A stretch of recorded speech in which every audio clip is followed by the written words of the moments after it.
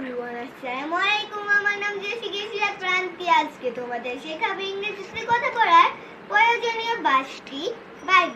1 নম্বর, তোমার সমস্যা কি? What's your problem? 2, ঠিক আছে, ইটস ওকে। এটা কি?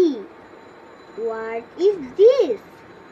সাবধান, বি কেয়ারফুল। চুপ করো, be quiet.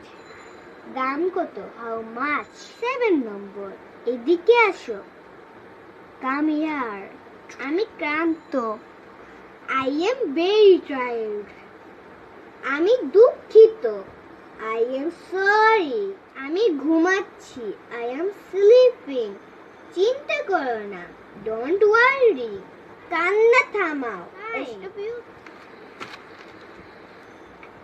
আমার খিদে পেয়েছে, I am hungry. বিরক্ত করো না, don't disturb. নড়াচড়া করিও না, don't move. কেমন আছো?